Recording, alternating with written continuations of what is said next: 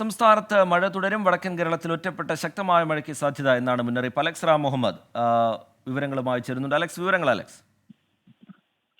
ശ്രീജിത്ത്, സംസ്ഥാനത്ത് സാധാരണ മഴ അതല്ലെങ്കിൽ ഇടത്തരം മഴ തുടരാൻ സാധ്യതയുണ്ടെന്നാണ് കേന്ദ്ര കാലാവസ്ഥാ വകുപ്പ് അറിയിക്കുന്നത്.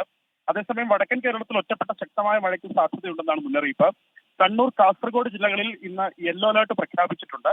ശക്തമായ മഴയ്ക്കുള്ള സാധ്യത കണ്ണൂരും കാസർഗോഡും ഉണ്ട് എന്നാണ് കേന്ദ്ര കാലാവസ്ഥാ വകുപ്പ് അറിയിക്കുന്നത്. 7 മുതൽ 11 സെന്റിമീറ്റർ വരെ മഴ ആ ജില്ലകളിൽ ലഭിച്ചേക്കാം. അതിനുശേഷം മഴയുടെ തീവ്രത കുറയും. നാളെ മറ്റന്നാളും മഴയുടെ തീവ്രത പൊതുവെ കുറഞ്ഞ രീതിയിലാണ് കാണപ്പെടുന്നത്. വെള്ളി, ശനി ദിവസങ്ങളിൽ വടക്കൻ കേരളത്തിൽ ശക്തമായ മഴയ്ക്ക് സാധ്യതയും പ്രവചിക്കുന്നുണ്ട്. വിവിധ ജില്ലകളിൽ വെള്ളിയും ശനിയും യെല്ലോ അലർട്ട് പ്രഖ്യാപിച്ചിട്ടുണ്ട്. ഈ മഴയ്ക്കൊപ്പം ശക്തമായ കാറ്റിലും ഇടിമിന്നലിനും സാധ്യതയുണ്ട്. മലയോര മേഖലയിലടക്കം ജാഗ്രത ജനങ്ങൾ പാലിക്കേണ്ടതുണ്ട്. മറ്റൊരു പ്രധാനപ്പെട്ട കാര്യം, കേരള, കർണാടക, ലക്ഷദ്വീപ് തീരങ്ങളിൽ മത്സ്യബന്ധനത്തിന് വിലക്കേർപ്പെടുത്തിയിട്ടുണ്ടെന്നുള്ളതാണ്.